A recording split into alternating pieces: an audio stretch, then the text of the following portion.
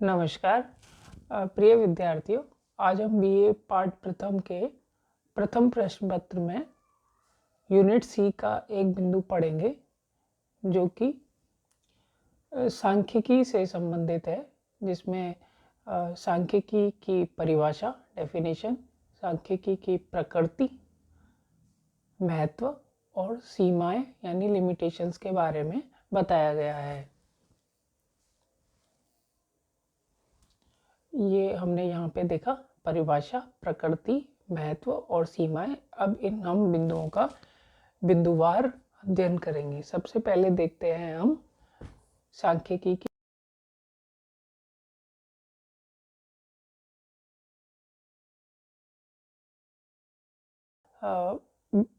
अलग अलग ग्राफ के माध्यम से, पाई चार्ट के माध्यम से कैसे हम समझा सकते हैं, जो कि सांख्यिकी का एक विषय है। सांख्यिकी वास्तव में वह विज्ञान है जिसमें संख्यात्मक विश्लेषण की विभिन्न विधियों का अध्ययन करते हैं और वह फिर सांख्यिकी कहलाता है। यानी कि हम अलग अलग संख्याओं की अलग अलग प्रकृतियों का अध्ययन करते हैं। जॉनसन एवं जैक्सन के अनुसार सांख्यिकी रीतियों का वास्तविक उद्देश्य तथ्यों एवं संख्याओं से उचित अर्थ निकालना, अज्ञात घटनाओं के बारे में खोज करना और स्थिति पर प्रकाश डालना है। इसी प्रकार वॉलिस एवं रॉबर्ट्स के अनुसार सांख्यिकी को मानव कल्याण का अंकगणित भी कहा जाता है। इसी तरह सांख्यिकी का मौलिक सिद्धांत अज्ञान, पूर्वधारणा, निरंकुश सत्ता, निराधार एवं अपरिपक्व निर्णय, परंपराएं व रूढ़िवादी सिद्धांत क्षेत्र को हटाकर, या ऐसा कहें कि परंपरागत क्षेत्रों को हटाकर ऐसे क्षेत्र की वृद्धि करना है जहां विश्लेषण किए गए परीक्षात्मक तथ्यों के आधार पर निर्णय लिए जाते हैं और सिद्धांत बनाए जाते हैं। इस प्रकार हमने पाया कि सांख्यिकी वास्तव में आंकड़ों के आधार पर परीक्षण किए गए तथ्यों के आधार पर निर्णय लेने का एक विज्ञान है। अब हम देखें सांख्यिकी की प्रकृति। सांख्यिकी की नीतियों का वास्तविक उद्देश्य तथ्यों एवं संख्याओं से उचित अर्थ निकालना, अज्ञात घटनाओं के बारे में खोज करना और स्थिति पर प्रकाश डालना है। सांख्यिकी की प्रकृति को हम अलग अलग कार्यों के रूप में भी समझ सकते हैं। तथ्यों को संख्यात्मक बनाना, यानी कि हम अलग अलग तथ्यों को संख्यात्मक रूप दे सकते हैं। जैसे विभिन्न व्यक्तियों की आयु को हम संख्या में लिख सकते हैं। जटिल तथ्यों को सरल बनाना, जटिल तथ्यों को वर्गीकरण, सारणीयन, चित्रमय या बिंदु रेखीय विधि से सरल बनाया जा सकता है। तथ्यों की तुलना कर संबंध स्थापित करना। डॉक्टर बाउले के अनुसार सांख्यिकी का मुख्य व्यावहारिक उपयोग सापेक्षिक महत्व, जिसे किसी व्यक्ति द्वारा गलत समझने की संभावना रहती है, प्रकट करना होता है। जैसे उदाहरण के तौर पर हम यह मान लें कि कोई व्यक्ति अन्य व्यक्ति से बड़ा है।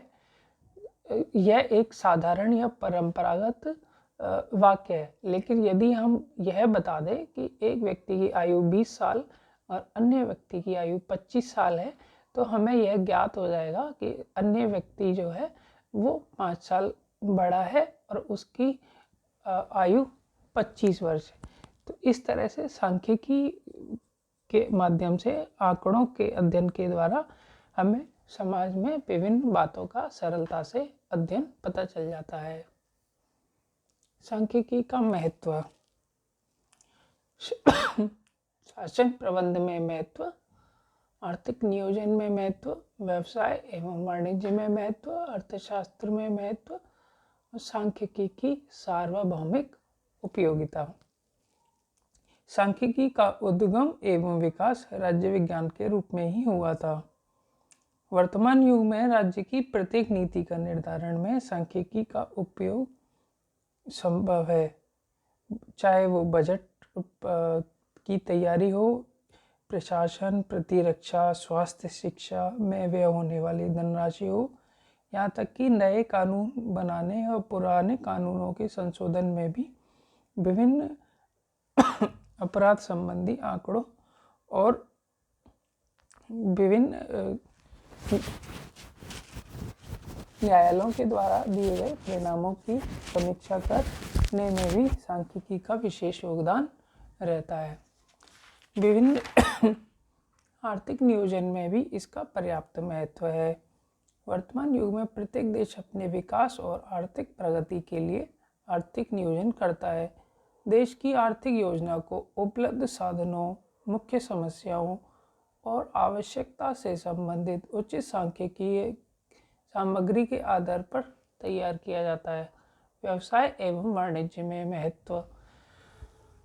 व्यवसाय और वाणिज्य की दृष्टि से तो सांख्यिकी का सर्वाधिक महत्व है।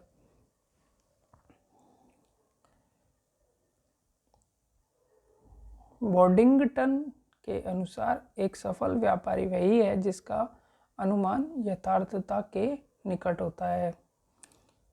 मांग और पूर्ति के विभिन्न आकलनों के माध्यम से एक व्यापारी अपने लिए अधिकतम लाभ प्राप्त कर सकता है, जिसके लिए उसका सांख्यिकी में रुचि होना और उसके माध्यम से सांख्यिकी के सिद्धांतों का प्रयोग करना बहुत आवश्यक है। वह विभिन्न समंकों के आधार पर व्यावसायिक खाते तैयार कर सकता है, जिसके आधार पर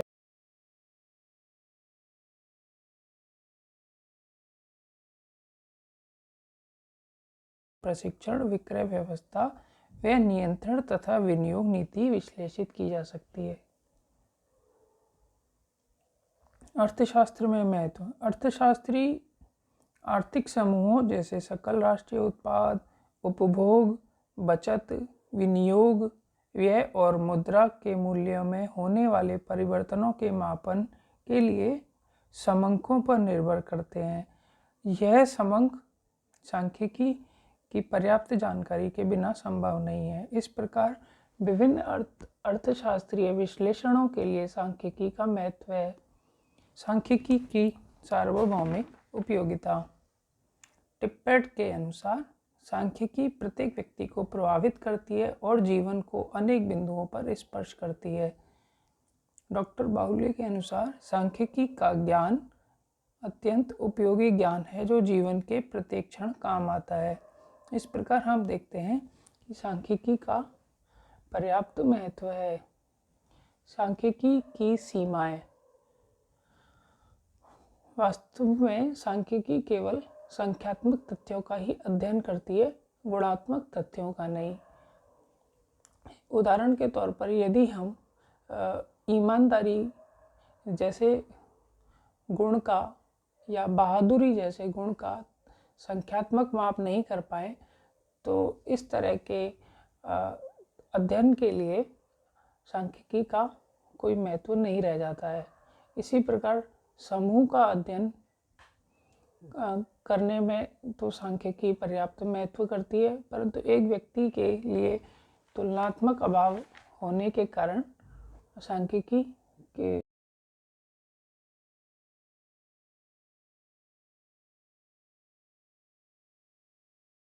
नीतियों का प्रयोग करके भी अर्थशास्त्री या अन्य विशेषज्ञ परिणाम निकाल सकते हैं।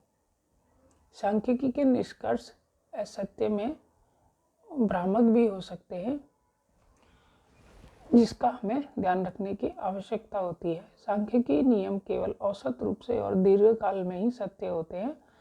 प्रत्येक परिस्थिति में अल्पकाल के लिए इनका सही होना आवश्यक नहीं है।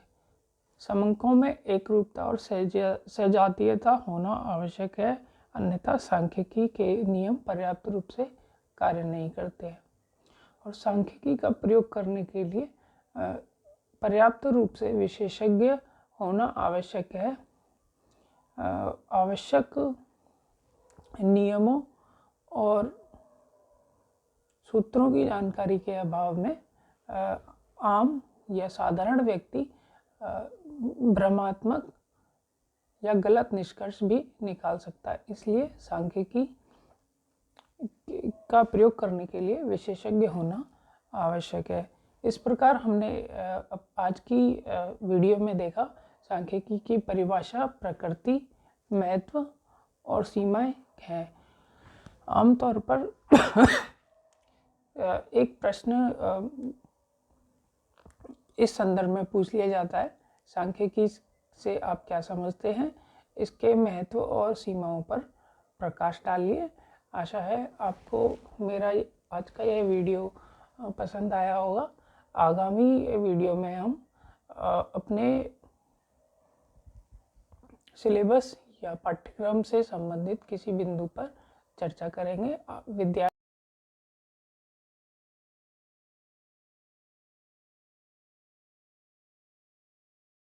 अध्ययन की दृष्टि से परीक्षा की तैयारी कर सकते हैं। धन्यवाद।